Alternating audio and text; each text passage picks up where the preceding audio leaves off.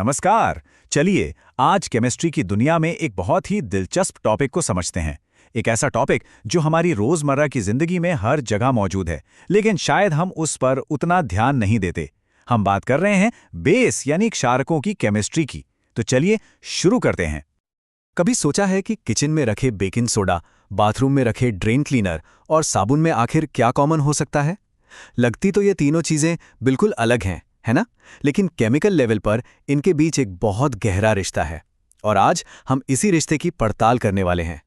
तो अपने पहले सेक्शन में हम बेसिस की बुनियादी पहचान और उनके गुणों को समझेंगे। चलिए इस कड़वी सच्चाई का सामना करते हैं। और हाँ, यहाँ पर कड़वा शब्द सच में बहुत मायने रखता है। देखिए, बेस को समझने का हमारा तरीका समय के साथ बदला है।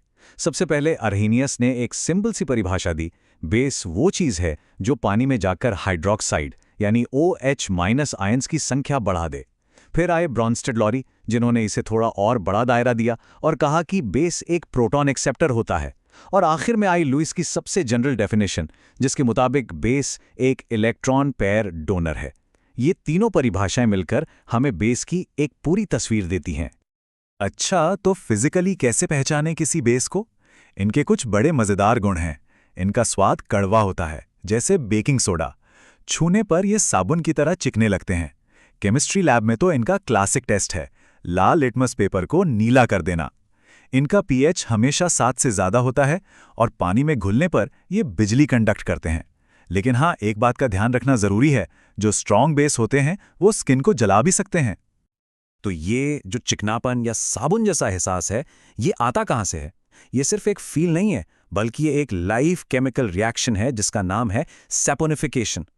होता ये है कि बेस हमारी स्किन पर मौजूद तेल से रिएक्ट करके सचमुच हमारी स्किन पर ही साबुन बना रहा होता है। कमाल है ना? चलिए अब अगले सेक्शन पर चलते हैं। अब जब हम बेसिस के बेसिक गुण समझ गए हैं, तो देखते हैं कि एक्शन में ये कैसे दिखते हैं, मतलब दूसरे केमिकल्स के साथ इनका बर्ताव कैसा होता है। बेसिस की सबसे जरूरी और सबसे पहली रिएक्शन है न्यूट्रलाइजेशन यानी उदासीनीकरण। ये वो रिएक्शन है जो तब होती है जब एक बेस एक एसिड से मिलता है। ये केमिस्ट्री का एक गोल्डन रूल है। समझिए, एसिड और बेस मिलकर एक दूसरे के असर को खत्म कर देते हैं और बनाते हैं नमक और पानी।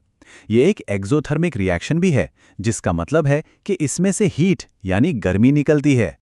चलिए इसे असली उदाहरणों से समझते हैं। जब हाइड्रोक्लोरिक एसिड, जो एक एसिड है, सोडियम हाइड्रोक्साइड नाम के बेस से मिलता है, तो हमें मिलता है साधारण नमक यानी सोडियम क्लोराइड और साथ में पानी। इसी तरह सल्फ्यूरिक एसिड और पोटेशियम हाइड्रोक्साइड मिलकर पोटेशियम सल्फेट और पानी बना देते हैं। बेसिस एक और तरह की चीज के साथ रिएक्ट करते हैं, नॉन मेटल ऑक्साइड्स। अब यहां मजेदार बात यह है कि कार्बन डाइऑक्साइड या सल्फर डाइऑक्साइड जैसे नॉन मेटल ऑक्साइड्स का नेचर एसिडिक होता है।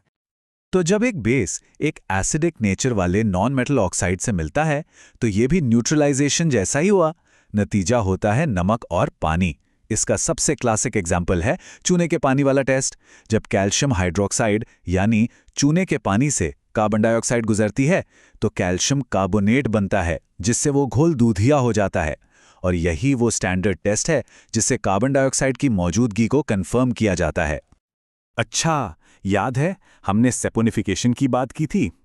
चलिए अब उसी पर वापस आते हैं, लेकिन इस बार इसे साबुन बनाने के पूरे प्रोसेस के तौर पर समझने के लिए। ये जो इक्वेशन है ना, यही है साबुन बनाने का सारा राज। जब किसी तेल या फैट को, जिसे केमिस्ट्री में ट्राइग्लिसराइड कहते हैं, सोडियम हाइड्रोक्साइड जैसे एक स्ट्रॉन्ग बेस के साथ गर्म किया जाता है, तो हमें मिलता है साबुन और ग्लिसरॉल। सदियों से यही तरीका चला आ रहा है। अब एक बहुत जरूरी बात, सारे बेस बराबर नहीं होते। कुछ बहुत ताकतवर होते हैं तो कुछ काफी कमजोर। इनकी ताकत का भी एक पूरा स्पेक्ट्रम है, जिसे समझना जरूरी है। तो फर्क क्या है एक स्ट्रॉन्ग और एक वीक बेस में? सारा खेल इस बात का है कि वो पानी में जाकर कैसे टूटते हैं। स्ट्रॉन्ग बेस जैसे सोडियम हाइड्रोक्साइड पानी में जाते ही पूरी तरह से अपने आयंस में टूट जाते हैं, 100%। इसीलिए वो बिजली के अच्छे कंडक्टर होते हैं और उनका pH भी बहुत हाई होता है। वहीं दूसरी तरफ अमोनियम हाइड्रोक्साइड जैसे वीक बेस, वो पानी में जाकर बस थोड़ा बहुत ही टूटते हैं, इसलिए उनकी कंडक्टिविटी कम होती है।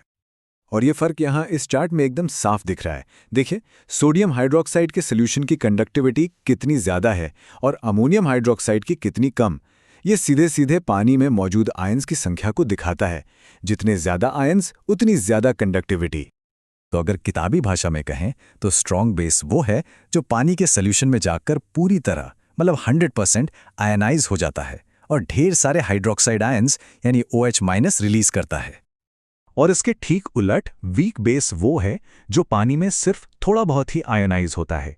यहाँ बेस और उसके आयंस के बीच एक बैलेंस, एक इक्विलिब्रियम बना रहता है। चलिए, अब जब हम बेसिक समझ चुके हैं तो कुछ मिलती जुलती चीजों पर भी नजर डाल लेते हैं ताकि इनसे जुड़ा कोई कंफ्यूजन न रहे। एक सवाल जो अक्सर आता है, ये बेस और एल्कली एक ही चीज़ें क्या? नहीं। समझिए कि एल्कली एक स्पेशल तरह का बेस है, वो बेस जो पानी में घुल जाता है। तो रूल सिंपल है, सारे एल्कली बेस होते हैं, पर सारे बेस एल्कली नहीं होते। जैसे कॉपर हाइड्रोक्साइड एक बेस तो है, पर पानी में नहीं घुलता, इसलिए वो एल्कली नहीं है। पीएच स्केल की बात करें तो सारे बेसिस का पीएच 7 से ज्यादा होता है। 7 न्यूट्रल पॉइंट है। जैसे जैसे हम 7 से 14 की तरफ बढ़ते हैं, बेसिक नेचर बढ़ता जाता है। मतलब एक स्ट्रॉन्ग बेस का पीएच 13 या 14 के आसपास होगा। ये इक्वेशन थोड़ी टेक्निकल लग सकती है, पर इसका मतलब बहुत सिंपल है। जब किसी सॉल्यूशन में OH- आयंस बहुत ज्यादा होते हैं, जैसा कि एक स्ट्रॉन्ग बेस में होता है, तो उसका pOH कम हो जाता है। और क्योंकि pH और pOH को मिला के 14 बनना है, तो pOH कम होने का मतलब है कि pH ज्यादा होगा। बस इसीलिए स्ट्रॉन्ग बेसिस का pH इतना हाई होता है। तो कुल मिलाकर कहानी क्या है? बेसिस एक्सचेंज के मास्टर हैं। वो प्रोटॉन लेते हैं और इलेक्ट्रॉन देते हैं। तो अगली बार जब कोई क्लीनर से कुछ साफ कर रहा हो तो जरा सोचिएगा कि उस सतह पर असल में कौन सा केमिकल डांस चल रहा है। केमिस्ट्री वाकई हर जगह है, हमें बस उसे नोटिस करना है।